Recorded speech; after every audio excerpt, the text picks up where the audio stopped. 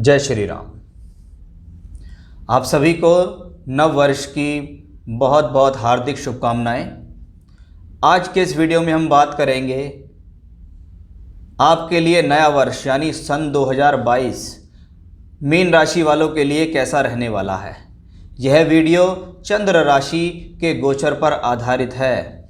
शास्त्र के अनुसार चंद्रमा से गोचर को देखने की अधिक प्राथमिकता दी गई है। इसलिए अगर आपकी कुंडली के अंदर चंद्रमा मीन राशि में बैठे हैं या आपका बोलता नाम मीन राशि के आधार पर परिवार के लोगों ने रखा है, तो यह वीडियो आपको 2022 में आपके जीवन में क्या घटना घटने वाली हैं, क्या आपके लिए अच्छा है, क्या आपके लिए बुरा है, उसके बारे में बहुत ज़्यादा मदद करेगी। चंद्र राशि के आधार पर ही गोचर देखा जाता है, उसी को प्राथमिकता देते हुए हम इस वीडियो के आने वाले समय में गोचर की स्थितियों का बखान करेंगे। इस वीडियो में हम मुख्य रूप से बड़े ग्रह जैसे बृहस्पति, शनि, राहु, केतु के गोचर का भी विवरण करेंगे। साथ ही साथ आपके जीवन के अंदर 2022 में स्वास्थ्य, मान सम्मान, धन, आमदनी, प्रॉपर्टी, परिवार, शिक्षा, संतान, विवाह, वैवाहिक जीवन, भाग्य, नौकरी या कर्म, विदेश यात्रा, इन सब तथ्यों पर भी प्रकाश डालने का हम इस वीडियो में प्रयास करेंगे। तो सबसे पहले आपके सामने एक गोचरीय स्थिति जो आपको दिखाई दे रही है, यह 1 नवंबर 2022 की है, जिसमें शनिदेव स्वराशि के होकर मकर राशि के अंदर हैं। तो वहीं उनका जो साथ दे रहे हैं वह बुध हैं। साथ ही साथ बृहस्पति यहाँ कुंभ राशि में होंगे। शुक्र और सूर्य की युति धनु राशि में आपकी राशि से दशम में होगी। तो वहीं राशि से भाग्य स्थान में मंगल स्वराशि के होकर केतु के साथ रहेंगे। तो यह तो एक प्लैनेटरी पोजीशंस हैं जो उस दौरान दिखती हैं। इनको देखना इसलिए ज़रूरी हो जाता है, जैसे कोई बच्चा जीवन में पैदा हुआ, पैदा होते ही आप उसका date of birth, time, place note कर लेते हैं और एक कुंडली आपके सामने निकल के आती है। फिर आप जीवन भर उस कुंडली को देखते हैं, दशा और गोचर उस पर लगाकर काम करते हैं। ऐसे ही ये 1 जनवरी 2022 की कुंडली है और इसमें जो प्लैनेटरी पोजीशन है वो उस समय के दिन के पहले ही दिन की प्लैनेटरी पोजीशन ली गई है कि पहले दिन की प्लैनेटरी पोजीशन आपके लिए क्या कह रही हैं, उसका भी प्रभाव आपके जीवन में अवश्य पड़ता है। सबसे पहले मैं आपको बता दूं, थोड़ा सा मीन राशि के व्यवहार के बारे में हम यहाँ बात कर लेते हैं। देखिए, मीन राशि काल पुरुष की सबसे अंतिम राशि कहलाती है, जिसके स्वामी बृहस्पति हैं। बृहस्पति वैसे धनु राशि के भी स्वामी होते हैं, लेकिन यहाँ बृहस्पति की धनु और मीन में जमीन आसमान का फर्क देखा गया। मीन राशि जल तत्व राशि है। मीन मतलब मत्स्य, मछली, जो कि गहराई तक रहने वाली, गहराई तक सोचने वाली होती है। छोटी छोटी बातों को दिल से लगाना या छोटी छोटी बातों का बुरा मान जाना ऐसे लोगों के स्वभाव में देखा जाता है। ऐसे लोग अपने जीवन में धार्मिकता के प्रिय होते हैं, ईश्वर के प्रति आस्था रखते हैं। ये एक धर्म त्रिकोण के साथ साथ मोक्ष त्रिकोण राशि है, यानी ईश्वर के प्रति आसक्ति, अच्छे कर्म करके जीवन में आगे बढ़ना, दूसरों का हित करना, दूसरों के लिए किसी काम को लेकर तत्पर रहना, धार्मिकता की बातें करना भी ऐसे लोगों के स्वभाव में देखा जाता है। लेकिन कुछ स्वभाव में चंचल भी ऐसे लोग देखे जाते हैं। किसी न किसी प्रकार के सोच विचार में ऐसे लोग पड़े रहते हैं। तो ये तो था एक मीन राशि का विचार कि भाई अगर आपको अपने स्वभाव के बारे में पता है तभी हम उनको बाकी प्लैनेट से रिलेटेड कर सकते हैं। तो यह तो थी एक गोचरीय स्थिति जिसके बारे में मैंने आपको यहाँ बताया है। सबसे पहले मैं यहाँ आपको जानकारी देना चाहूँगा आपकी राशि विशेष बृहस्पति के बारे में। बृहस्पति आपकी राशि के अनुसार राशि यानी स्वास्थ्य, मान सम्मान के लिए देखा जाता है। तो वहीं बृहस्पति को आपकी राशि से दशम यानी कर्म स्थान, चाहे आप नौकरी के क्षेत्र में हैं चाहे व्यवसाय के क्षेत्र में हैं, दोनों के तौर पर देखा जाएगा। तो मैं यहाँ विशेष रूप से स्वास्थ्य, मान सम्मान, नौकरी, व्यवसाय, व्यापार और बृहस्पति के गोचर को लेकर विशेष चर्चा करूँगा, क्योंकि बृहस्पति इनका स्वामित्व भी रखते हैं और बृहस्पति कारक भी संबंधित हैं। देखिए, आपकी राशि विशेष के जो मालिक हैं वो बृहस्पति हैं। वर्ष के शुरुआत में इस प्लैनेट का ट्रांजिट बृहस्पति का राशि से द्वादश में देखने के लिए मिलेगा। राशि से द्वादश में गया हुआ कोई भी ग्रह हो, खास तौर पे जब वह उसका लॉर्ड हो जाए, यानी स्वयं राशि का मालिक अपने से द्वादश में है, जिसको हम कहते हैं गुणों का अतिव्यय। गुणों का अतिव्यय का मतलब यहाँ है कि व्यक्ति के एफर्ट्स जितने ज़्यादा हैं उतने ज़्यादा रिजल्ट उसके पास नहीं होते हैं, क्योंकि प्लैनेट अपने से व्यय स्थान में गया है, अपने से इन्वेस्टमेंट के, अपने से खर्च स्थान पर गया हुआ है। वहाँ पर जाने का मतलब है कि ये ग्रह आपको धन के तौर पर, क्योंकि धन का प्योर कारक है, धन के रूप में परेशान करेगा। स्वास्थ्य के रूप में भी थोड़ी चिंताएं आपको अवश्य देगा। आय से अधिक खर्चे हो जाना, या जितना कमा रहे हैं उतना गवा रहे हैं, जितना कमा रहे हैं उतना गवा रहे हैं, ऐसी सिचुएशंस को ये प्लैनेट यहाँ क्रिएट कर रहा है। ये प्लैनेट राशि से दशम यानी नौकरी कर्म स्थान का मालिक भी है। इसका मतलब है जब यह प्लैनेट द्वादश में होगा तो ये एक कॉम्बिनेशन होता है कि आपकी नौकरी, आपका व्यापार, आपका कार्य क्षेत्र कहीं ना कहीं द्वादश से जुड़ चुका है। या तो आप विदेश में जुड़ने की प्लानिंग कर रहे हैं, या आप विदेश में काम करना चाहते हैं, या आप दूर स्थान से जुड़कर नौकरी करना चाहते हैं, या आपका कोई कार्य ऐसा है जो दूर के लोगों से जुड़कर टूर से, ट्रैवलिंग से, यात्राओं से संबंधित होकर जिससे आप लाभ ले सकें, उसी तरीके से ही ये प्लैनेट आपको लाभ देगा। क्योंकि राशि यानी आपका मन, आपकी बॉडी, और राशि से दशम यानी आपका कर्म के साथ साथ आपकी प्रोफेशनल लाइफ, ये सब अभी 12th में ट्रांजिट कर रहे हैं। इसका मतलब है आप और आपका मन, आपका शरीर कहीं ना कहीं बाहर से जुड़ रहा है। व्यक्ति के मन में इच्छाएं हैं कि मुझे बहुत समय हो गया यहाँ काम करते हुए, नौकरी करते हुए, क्यों ना मैं अपने काम का प्रचार प्रसार करूँ, क्यों ना मैं अपने काम को आगे की तरफ ले जाऊँ। वो एक कॉम्बिनेशन यहाँ दिखता है जो वर्ष की शुरुआत से लेकर 13 अप्रैल 2022 तक दिखाई देगा।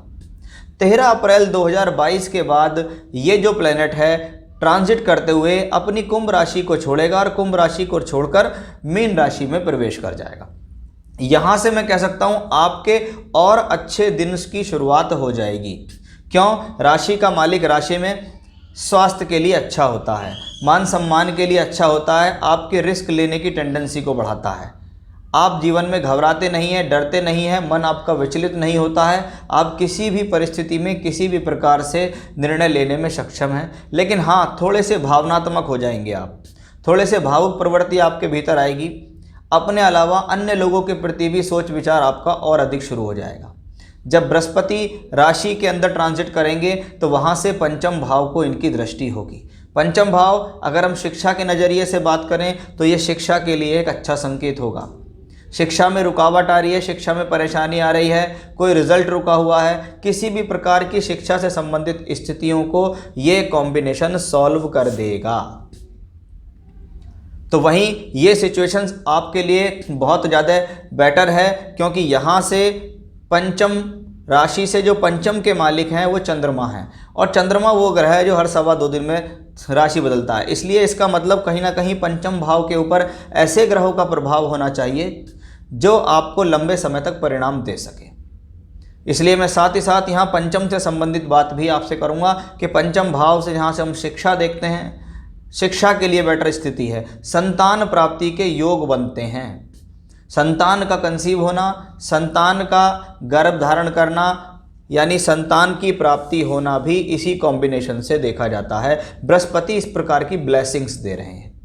इसी तरह क्योंकि पंचम भाव पे ऊपर शिक्षा भी अच्छी है, संतान को भी ये बेटर सपोर्ट करेगा, बुद्धि को भी सपोर्ट करेगा, तो एक अन्य ग्रह शनि जो कि मकर राशि में ट्रांजिट कर रहे हैं, वो शनि देव भी कर्क राशि की तरफ अपनी दृष्टि देकर पंचम भाव को यानी शिक्षा संतान के भाव को दोहरा गोचर देंगे। यानी आप ये समझ लीजिए यह वर्ष शिक्षा संतान के नज़रिए से बेहतर है। वहीं बृहस्पति का सप्तम भाव के ऊपर ट्रांजिट होना भी कहीं ना कहीं इस चीज़ के लिए, ट्रांजिट का मतलब है दृष्टि, मैं दृष्टि की बात यहाँ कर रहा हूँ। बृहस्पति जब आपकी राशि में ट्रांजिट करेंगे तो वो सप्तम भाव पर दृष्टि देंगे, वैवाहिक जीवन से संबंधित अच्छी खुशखबरी लेकर आएंगे। और बृहस्पति का संबंध नवम भाव, यानी ये एक धर्म त्रिकोण राशि है, नवम भाव में वृश्चिक राशि पड़ रही है, यानी धार्मिकता के प्रति आपकी बहुत ज़्यादा रुचि बढ़ेगी। इस दौरान आप अच्छी खासी यात्रा करेंगे, धार्मिक यात्राएं करेंगे, धार्मिक कार्य करेंगे। तो बृहस्पति की ये सिचुएशंस, क्योंकि बृहस्पति दशमेश भी हैं, तो ये समय नौकरी के क्षेत्र के लिए अच्छा, नौकरी में मान सम्मान, नई प्रकार की पदवी पद प्राप्ति के लिए अच्छा है। ऐसे समय में व्यक्ति अच्छी नौकरी प्राप्त करता है, धन के अच्छे संकेत मिलते हैं, पद प्राप्ति, प्रमोशन, प्रतिष्ठा ऐसे समय में मिलती है। साथ ही साथ अगर आप व्यापारिक क्षेत्र में हैं तो कार्य क्षेत्र में तो उन्नति देगा ही, वहीं कहीं ना कहीं व्यक्ति व्यापारिक तौर पे समाज में भी जाना जाएगा, उसको समाज में कोई पद प्रतिष्ठा मिल सकती है। कभी कभी कुछ लोग वस्त्र व्यापारी संघ के कोई अध्यक्ष या कोई सदस्य या कोषाध्यक्ष या कोई भी उनको पद प्राप्ति हो सकती है, ऐसा इसी कॉम्बिनेशन से देखा जाता है। राशि से दशम के मालिक बृहस्पति हैं, तो आप समझिएगा आपकी नौकरी हो चाहे आपका व्यापार हो, आप दोनों ही क्षेत्र में बेहतर तरक्की यहाँ करेंगे, इसमें कोई भी संदेह नहीं है। तो कुल मिलाकर बृहस्पति का ट्रांजिट अभी 13 अप्रैल 2022 तक के लिए तो ये कहता है कि हाँ, लाइफ में स्ट्रगल रहेगा, लाइफ में कुछ ना कुछ संकोच रहेगा, डिस्टरबेंस रहेगा, लेकिन उसके बाद सिचुएशंस सॉर्ट आउट होती चली जाएगी।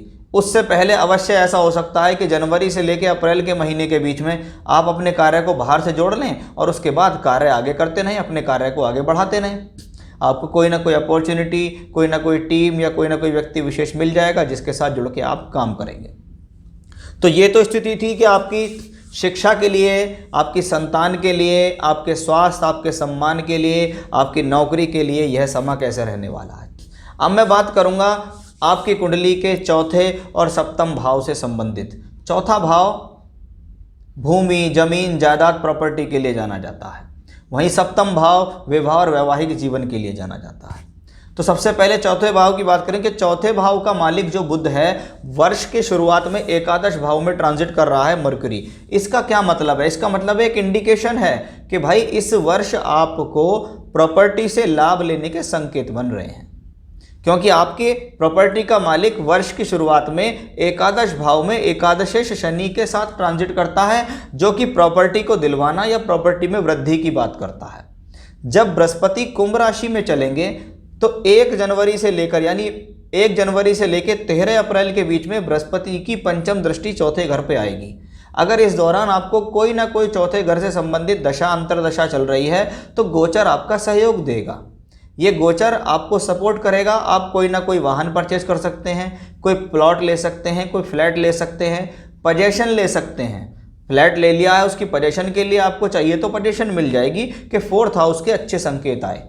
ये वो समय होगा जो जनता में भी आपकी वृद्धि करेगा, सामाजिक रूप से आपके रुतबे को बढ़ाएगा, लोगों के प्रति आपके तालमेल को बढ़ाएगा। प्रॉपर्टी में वृद्धि होना, वृद्धि का संकेत है। अगर कोई प्रॉपर्टी पहले ली हुई है तो कोई ना कोई फिर से एक इंडिकेशन ऐसा आएगा जो इनमें वृद्धि करेगा, क्योंकि ये एक गोचर है और गोचर जब जब एक अच्छी रूपरेखा रखता है और दशा भी उसके साथ अच्छी हो जाए तो ये बहुत बेहतर आपके लिए हो जाता है। साथ ही साथ सप्तम भाव की मैं यहाँ बात करना चाहूँगा। सप्तम भाव पद प्राप्ति, पब्लिक इमेज, साझेदार, जीवन साथी और वैवाहिक जीवन के लिए जाना जाता है। 7th हाउस का मालिक बुध अपने से पंचम यानी आपकी राशि से एकादश में चल रहा है। इसका क्या मतलब है? वृद्धि हो रही है। वृद्धि का मतलब है 7th हाउस में वृद्धि है, पत्नी के साथ सपोर्ट बढ़ रहा है या पति के साथ सपोर्ट बढ़ रहा है, ऐसा कह सकते हो।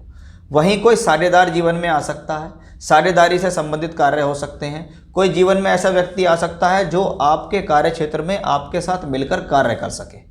उस लिहाज से ये कॉम्बिनेशन बेटर है।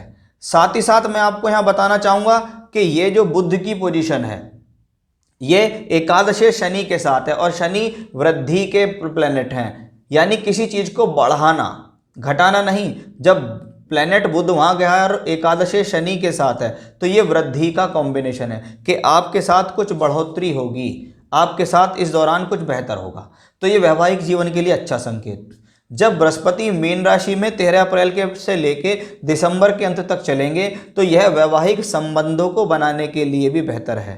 विवाह नहीं हो रहा है तो विवाह हो जाएगा, शादी से संबंधित अच्छे योग बनेंगे, क्योंकि बुध ने संकेत दिया है एकादश का कि भाई इस वर्ष आपका ये चीज़ों में वृद्धि होगी। यानी जो शादी के लिए अटक रहे हैं लोग बाग, उनका विवाह होने की पूरी संभावना इस दौरान बनती दिखाई देगी, क्योंकि ये एक शुरुआती ट्रांजिट है जो एक पॉजिटिव एस्पेक्ट को देख रहा है। वहीं बृहस्पति इस पे दृष्टि देंगे तो 7th हाउस में ना तो डिस्प्यूट होगा, ना कोई झगड़ा झंझट होगा, ना हस्बैंड वाइफ के बीच में रिलेशन खराब होंगे। तो उस लिहाज से ये कॉम्बिनेशन उन चीज़ों को सेव करता है, बचाता है। बृहस्पति की स्थिति और बृहस्पति की दृष्टि दोनों ही अपने आप में सेविंग्स का काम करते हैं, बचाने का काम करते हैं। तो आपका 4th हाउस प्रॉपर्टी, जमीन जायदाद, और आपका 7th हाउस दोनों वृद्धि के हैं, दोनों तरक्की देने वाले हैं। चलिए मैं थोड़ा सा बात कर लेता हूं यहां आपकी इनकम के बारे में। इनकम, आपकी राशि से दूसरे घर के मालिक मंगल हैं। 2nd हाउस से जो इनकम मिलती है, एक तो वो पारिवारिक सपोर्ट की इनकम होती है कि परिवार से पैसा मिल गया। अगर आप इस दौरान परिवार से पैसा लेकर कुछ काम करना चाह रहे हो कि परिवार मुझे सहयोग करे तो मैं कुछ बिजनेस कर लूँ, कोई नया प्रोजेक्ट लगा लूँ, तो हाँ, आपके लिए एक अच्छा संकेत है, परिवार आपको सहयोग देगा। हो सकता है ये सहयोग 13 अप्रैल 2022 के बाद हो, जब बृहस्पति आपकी राशि में ट्रांजिट करें, लेकिन ये सपोर्ट अच्छा है तो आपके लिए बेहतर होगा ही होगा।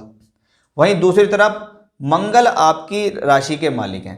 राशि से दूसरा, वे ऑफ टॉकिंग के द्वारा पैसा कमाना। आप अपनी भाषण शक्ति के द्वारा पैसा कमा रहे हैं, आप अपनी बोलचाल के द्वारा पैसा कमा रहे हैं, अन्य लोगों को आप केंद्रित कर रहे हैं, इंस्पायर कर रहे हैं, उन्हें अपनी तरफ आकर्षित कर रहे हैं। वह योग राशि से द्वितीय से आता है। अच्छी बात क्या है कि राशि से द्वितीय का मालिक जो मंगल है वो भाग्य स्थान में वर्ष के शुरुआत में स्वग्रही स्थिति में आता है।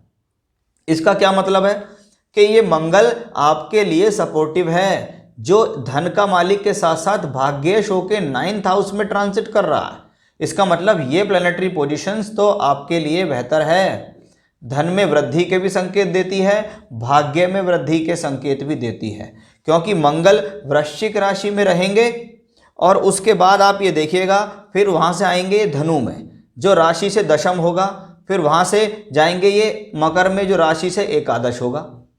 एकादश का मतलब है लाभ प्राप्ति, और एकादश में मंगल जाके उच्चस्थ हो जाएंगे जहां उनको शनि सपोर्ट करेंगे। तो लगभग आप ये समझ सकते हो कि लगभग 7 अप्रैल तक तो मंगल देव मकर राशि में ही रह के ट्रांजिट करेंगे, जो कि आपके लिए एक बेहतर स्थिति है। जब मंगल कुंभ राशि में जाएंगे, कुंभ राशि में जो समय होगा 7 अप्रैल से 17 मई, ये थोड़ा सा चिंता का विषय दिखाएगा, लेकिन उसके बाद सिचुएशंस बेटर होगी, क्योंकि मीन का मंगल, मेष का मंगल, वृषभ का, मिथुन का, ये जितने भी प्लैनेटरी पोजीशंस होगी ये आपके लिए एक अच्छी मूवमेंट होगी कि भाग्य स्थान का मालिक और धन स्थान का मालिक दोनों बेहतर सपोर्ट में हैं। और एक स्थिति तो ऐसी आएगी कि ये मंगल शनि के साथ योग बनाएगा जो एकादशेष है, यानी उस समय एक बेहतर धन योग बनेगा। अगर आपकी दशा ने आपको सहयोग किया तो आप उस दौरान बहुत अच्छा धन कमा सकते हैं। तो मंगल भी आपके पूरे सुख, पूरे सपोर्ट में यहाँ दिखाई दे रहे हैं। ये वे ऑफ टॉकिंग से मिलने वाला धन भी है और ये कुटुंब से भी। अब देखते हैं दूसरा धन कहाँ से मिलता है। दूसरा धन सोर्स ऑफ इनकम, आपने जो कर्म किए, आपने जो कार्य किया, आपने जो नौकरी की, आपने जो वर्क किया, व्यापार किया, उसके लाभ की क्या स्थिति है। यानी हम बात कर रहे हैं दशम से द्वितीय स्थान, एकादश भाव। एकादश भाव में कौन है? शनि बैठे हुए हैं। एकादशेश का एकादश में जाना अच्छा ही माना जाता है, लाभ के अवसरों को लगातार देना, ऐसा हम शनि से मान सकते हैं। शनिदेव पूरे लगभग आप देखेगा तो 29 अप्रैल तक शनिदेव मकर राशि में रहेंगे। उसके बाद ये प्लेनेट मकर राशि से निकलकर कुंभ में जाएंगे। कुंभ राशि में ये प्लेनेट ज़्यादा समय तक इस वर्ष नहीं रहेंगे। इसको कह सकते हैं कि 12 जुलाई तक, यानी 29 अप्रैल से 12 जुलाई तक तो शनिदेव रहेंगे कुंभ में। उसके बाद फिर से ये प्लेनेट वक्री होगा और वापस कुंभ राशि में आएगा, मकर के अंदर प्रवेश कर जाएगा। यानी साल की जो शुरुआत है वो मकर राशि के शनि से हो रही है और 29 अप्रैल से 12 जुलाई के बीच शनि कुंभ में रहेंगे। वो समय थोड़ा सा आपके लिए कह सकता हूँ, थोड़ा सा, ज़्यादा प्रॉब्लम वाली बात नहीं है, थोड़ा सा टिपिकल रहने वाला है। लेकिन जैसे ही शनि वक्री होंगे, वक्री होकर इनका प्लेसमेंट वापस मकर की तरफ होगा, तो इस बार ये शनि मकर में स्वग्रही भी होंगे और वक्री होने के कारण चेष्टा बल से मजबूत भी होंगे। इसका मतलब लगातार इस वर्ष सोर्स ऑफ इनकम आपके जीवन में बनी रहेगी। लगातार शनि आपको किसी न किसी प्रकार से लाभ देते रहेंगे। अब आप देखिएगा 13 अप्रैल को बृहस्पति भी ट्रांजिट चेंज करेंगे। वो कहाँ आएंगे? राशि के अंदर प्रवेश कर जाएंगे। शनि की तीसरी दृष्टि बृहस्पति को आएगी, यानी शनि की तीसरी दृष्टि होती है एफर्ट्स की दृष्टि, मेहनत की दृष्टि। हो सकता है 13 अप्रैल के बाद आपके एफर्ट्स कुछ बढ़ जाएं, लेकिन राशि का मालिक राशि में है तो ये एक पॉजिटिव एस्पेक्ट है आपके लिए। 13 अप्रैल के बाद बृहस्पति और शनि दोनों प्लेनेट ऐसे होंगे जो पंचम भाव पर एक साथ दृष्टि देंगे, आपके बुद्धि के भाव पर, आपके संतान के भाव पर, आपके शिक्षा के भाव पर। तो उस लिहाज से ये कॉम्बिनेशन बेटर है कि शनिदेव वक्री भले ही होंगे, लेकिन वक्री भी तो अच्छे स्थान में हो रहे हैं। प्लेनेट वक्री हो रहा है ये कोई प्रॉब्लम नहीं है, लेकिन देखने की बात यह है कि प्लेनेट क्या खराब स्थान में वक्री तो नहीं हो रहा, क्या उसकी प्लेसमेंट खराब तो नहीं हो रही। तो शनि की ये कॉम्बिनेशन मेरे हिसाब से बेहतर है। शास्त्र कहता है राशि से एकादश में गया हुआ अशुभ ग्रह ट्रांजिट में आ जाए तो यह बहुत अच्छे फल देता है, और शनि उसमें से एक है। तो शनि यहाँ द्वादशेश के भी फल देंगे। द्वादश, दूर स्थान, विदेश यात्रा।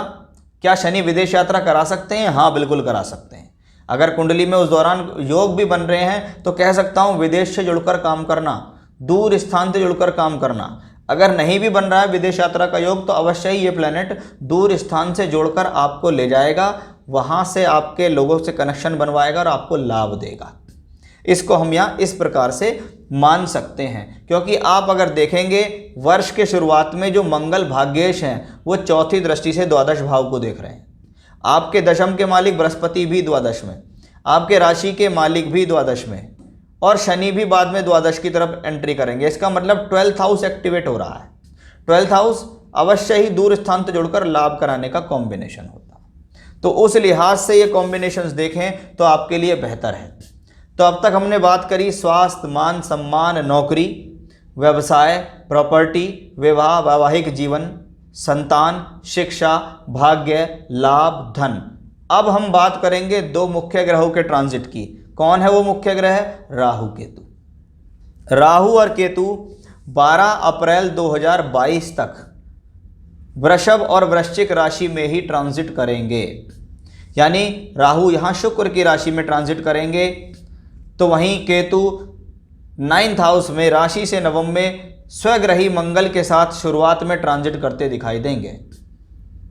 12 अप्रैल 2022 के बाद राहु केतु का जो ट्रांजिट है वो आपकी राशि से दूसरे और अष्टम में हो जाएगा। तो सबसे पहले हम दूसरे को समझने की कोशिश करते हैं। राशि से दूसरे स्थान में मंगल की अग्नि तत्व राशि है। राहु और केतु का स्वभाव हमेशा ये होता है कि वह जिस ग्रह की राशि में रहते हैं उसके स्वभाव को ग्रहण करते हैं, उसके अनुसार फल देते हैं। अब राहु थोड़ा सा ब्लंट प्लैनेट है, राहु थोड़ा सा साफ साफ बोलने वाला प्लैनेट है, निर्भीक है, निडर है, साहसी है, परिस्थितियों से लड़ने वाला होता है। अब राहु जैसा प्लैनेट जब मंगल की राशि में ट्रांजिट कर रहा है तो इसका मतलब ये है कि आपके भीतर निर्भीकता हो जाएगी, साहस हो जाएगी, आप किसी का सामना भी कर सकते हैं, आप किसी को कुछ भी बोल भी सकते हैं। बोलने की बात मैं इसलिए कर रहा हूँ क्योंकि ये 2nd हाउस है, यहाँ पहले वाणी है बाद में धन है। अगर आपकी वाणी में सौम्यता नहीं, आप खराब बोलते हैं तो आप नौकरी में हो चाहे व्यापार में हो, आप कहीं भी सफल नहीं हो सकते। अब राहु जब मंगल की राशि में अग्नि तत्व राशि में आएगा तो आपको वे ऑफ टॉकिंग का ध्यान देना होगा, आपको अपनी स्थितियों का ध्यान देना होगा, बहुत सोच समझकर विचार करने हैं, बहुत सोच समझकर निर्णय लेना है। बोलते समय बहुत ध्यान रखें कि आपके द्वारा बोली गई वाणी कहीं लोगों को नुकसान तो नहीं पहुंचा रही, कहीं लोगों को हर्ट तो नहीं कर रही है। क्योंकि राहु जब 2nd हाउस में ट्रांजिट करते हैं तो कुछ लोग राहु केतु की दृष्टियों के बारे में भी बात करते हैं। देखिए, दृष्टियों के बारे में बात करना मैं बहुत ज़्यादा उचित नहीं समझता हूँ, लेकिन फिर भी कुछ जगह पर लिखा हुआ है तो मैं उसको फॉलो कर लेता हूँ कि राहु जब 2nd हाउस में चलेंगे तो उनकी पंचम और सप्तम दृष्टि दो खराब स्थानों पर जाएगी, 6th और 8th। 6th से मतलब पैसे से संबंधित नुकसान, आप अपने शत्रु बना रहे हैं अपनी वाणी के द्वारा। 8th, आप अपने कार्य क्षेत्र में अड़चन स्वयं पैदा कर रहे हैं। ये राहु की दृष्टियों के फल हैं, तो उन पर थोड़ा सा आपको ध्यान देने की ज़रूरत है कि प्लैनेट अगर मेष राशि में राहु आ रहा है तो आपको उद्दंडी ना बना दे, आपको ज़्यादा निर्भीक ना बना दे, आप लोगों का सामना ना करना शुरू कर दें, क्योंकि ये कुटुंब स्थान है। ऐसा ना हो कि आप पारिवारिक स्थिति को भूल जाएं, मान सम्मान इज्जत को भूल जाएं, लोगों का सामना करें, उनको जवाब दें। ये आपके लिए प्रॉब्लम की कॉम्बिनेशन होगी, क्योंकि प्लैनेट तो अभी आया है, फिर यहाँ से चला जाएगा, लेकिन संबंध तो जीवन भर के रहेंगे। वो संबंध आप उस समय के अनुसार अपने खराब कर लेंगे तो आपके लिए प्रॉब्लम होगा। अब आप केतु को देखिएगा। केतु कहाँ है? एर्थ हाउस में। एर्थ हाउस में मैलेफिक्स प्लैनेट्स का जाना सबसे पहला इंडिकेशन देता है कि भाई अपने स्वास्थ्य का ध्यान रखो। ये राहु केतु सेकंड हाउस से कनेक्शन बनाते हैं। खराब दिनचर्या के कारण स्वास्थ्य खराब होना, खराब खान पान के कारण स्वास्थ्य खराब होना, लाइफ में कोई ऐसी लत लग जाना जो आपसे छूट नहीं रही है, चाहे वो खाने पीने की हो, अधिक चाय की, अधिक मीठे की, गुटखे की, पान मसाले की, स्मोकिंग की या शराब की, कुछ भी ऐसी लत आपके जीवन में लग सकती है जो आपको हेल्थ इश्यूज क्रिएट करेगी। राशि से अष्टम में केतु अगर जाए तो राशि से अष्टम स्थान गुल्म पीड़ा को भी दिखाता है। तो क्या होगा? जब खराब खान पान, खराब लाइफस्टाइल होगा तो पहले गैस होगा, फिर कब्ज बनेगा, फिर अल्सर बनेगा, फिर वो पाइल्स, फिशर, भगंदर में परिवर्तित हो जाएगा। तो उसका विशेष ध्यान रखें। ये प्लैनेट आया है, 1.5 साल तक इसी राशि में रहेगा। इसका मतलब है कि उन 1.5 वर्ष के अंदर आप इस तरीके का कोई काम ना करें जिससे आपकी लाइफ स्टाइल खराब हो और आपको स्वास्थ्य की प्रॉब्लम हो। राशि से एर्थ में केतु जैसा छुपा हुआ ग्रह आता है तो व्यक्ति को गोपनीय चिंताएं देता है। वो गोपनीय चिंताएं ऐसी भी हो सकती हैं कि भाई मेरे धन तो है मेरे पास, मेरे धन को कोई छीन ना ले, मेरे धन को कोई हर ना ले, मेरे धन को कोई नुकसान ना पहुंचा दे, मेरे साथ कोई चीट ना कर दे, क्या मेरे खिलाफ कोई गोपनीय षड्यंत्र ना कर दे। ऐसे एर्थ हाउस का प्लैनेट राहु केतु देता है। तो इन सारी चीज़ों से आपको सावधान रहना होगा, बिल्कुल फ्री नहीं रहना है। आंख कान खोल के अपनी योजनाएं बनाकर बहुत हिसाब से चलना है। हर किसी पर आसानी से विश्वास नहीं करना। अष्टम में बैठा हुआ केतु हो, अकेला चल रहा हो, तो कोई ना कोई व्यक्ति विशेष आपके कार्य क्षेत्र के अंदर या नौकरी हो चाहे व्यापार हो, सेंध लगाने का प्रयास करता है, यानी भीतरी रूप से आपको खोखला कर रहा है, भीतरी रूप से आपको नुकसान पहुंचाने का प्रयास करेगा। तो बहुत ज़्यादा जागृत होने की आपको यहाँ ज़रूरत है, क्योंकि अष्टम भाव शुक्र की राशि में बैठा हुआ केतु है। यह शुक्र की राशि आपकी राशि की मित्र नहीं कहलाती। मंगल तो भले ही मित्र हैं, राहु तो भले ही धन दे देंगे, लेकिन केतु धन नहीं देगा। और केतु का संबंध अगर अष्टम से है तो अष्टम से बैठकर केतु की दृष्टि द्वादश पर भी पड़ती है, हाउस ऑफ इन्वेस्टमेंट। संभल के चलें। ये प्लेनेट केतु आपको, अगर आपको केतु की महादशा अंतर भी है तो आपको ज़्यादा सावधान होना है। ऐसे समय में भगवान गणेश की निरंतर उपासना करना, गणेश अथर्वशीर्ष स्तोत्र या संकट नाशन गणेश स्तोत्र के पाठ कम से कम 3-3 पाठ रोजाना आपको करने होंगे। बुधवार को गणेश जी के मंदिर में जाकर लड्डुओं का भोग लगाएं, उनको दूर्वा घास चढ़ाएं, उनके सामने धूप बत्ती जलाएं। ये रेमेडी दोनों आपको लगातार उस दौरान करनी होगी। ऐसे समय में पहना गया पुखराज रत्न भी आपके लिए फायदेमंद होगा, जो कि आपकी राशि को स्ट्रॉन्ग करेगा। वहीं शनि की दृष्टि के कुप्रभाव से बचने के लिए हनुमान जी की भी उपासना करेंगे तो आपके लिए बहुत ज़्यादा बेहतर रहने वाला है। तो ये था सभी ग्रहों की एक स्थितियां आपके लिए वर्ष भर किस प्रकार से कॉम्बिनेशन दे रही हैं, उनकी स्थिति के, उनकी युति के, उनकी दृष्टियों के आपके जीवन में क्या क्या फल हैं, उनके बारे में मैंने यहाँ आपको विस्तृत रूप से बताने का प्रयास किया है। तो फिर से नए विषय के साथ आपके सामने हाजिर होऊंगा मैं। तब तक के लिए बने रहिएगा आप मेरे साथ। जय श्री राम।